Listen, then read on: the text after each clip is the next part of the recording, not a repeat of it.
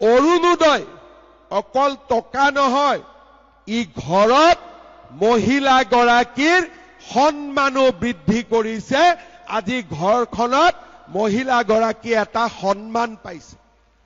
সেইকাৰণে অৰুণোদয় আমি দান আৰু অনুদান বুলি নকওঁ, আমি অৰুণোদয় মহিলাৰ সন্মান আঁচনি বুলি কওঁ।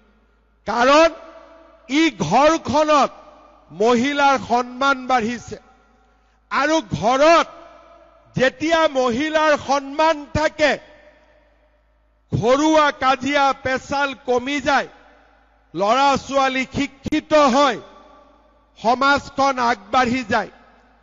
যোৱা 5 বছৰত আমাৰ অসমত মহিলাৰ বিৰুদ্ধে হোৱা অপৰাধ কমিছে, অভিযোগ কমিছে। ধৰ্ষণ, মলেষ্টেশ্যন, এই গোটেই গোচৰবিলাক আজি আমাৰ অসমত কমিবলৈ আৰম্ভ কৰিছে। কিহৰ কাৰণে? সকলোৱে দেখা পাইছে যে এইখন চৰকাৰে মহিলাক মাতৃ বুলি সন্মান কৰে, ঘৰৰ লক্ষ্মী বুলি সন্মান কৰে। অৰুণোদয় অকল টকা নহয়, ই ঘৰত মহিলা গৰাকীৰ সন্মানো বৃদ্ধি কৰিছে। আজি ঘৰখনত মহিলা গৰাকী এটা সন্মান পাইছে। সেইকাৰণে অৰুণোদয় আমি দান আৰু অনুদান বুলি নকওঁ, আমি অৰুণোদয় মহিলাৰ সন্মান আঁচনি বুলি কওঁ। কাৰণ ই ঘৰখনত মহিলাৰ সন্মান বাঢ়িছে।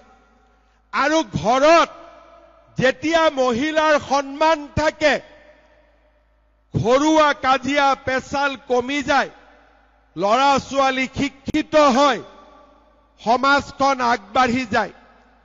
যোৱা 5 বছৰত আমাৰ অসমত মহিলাৰ বিৰুদ্ধে হোৱা অপৰাধ কমিছে, অভিযোগ কমিছে।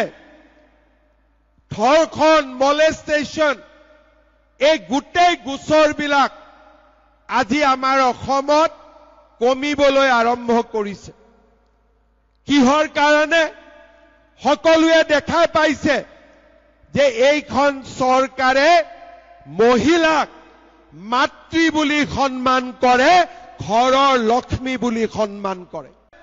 অৰুণোদয় অকল টকা নহয়, ই ঘৰত মহিলা গৰাকীৰ সন্মানো বৃদ্ধি কৰিছে।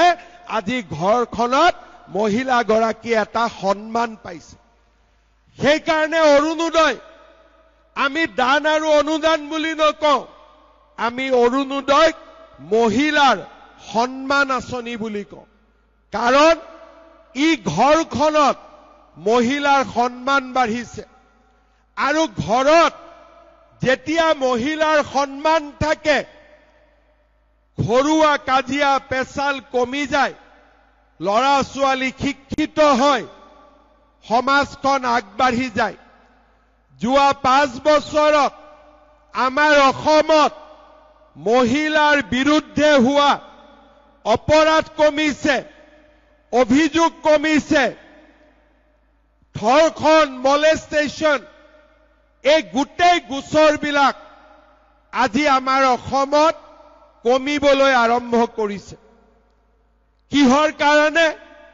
সকলোৱে দেখা পাইছে যে এইখন চৰকাৰে মহিলাক মাতৃ বুলি সন্মান কৰে, ঘৰৰ লক্ষ্মী বুলি সন্মান কৰে।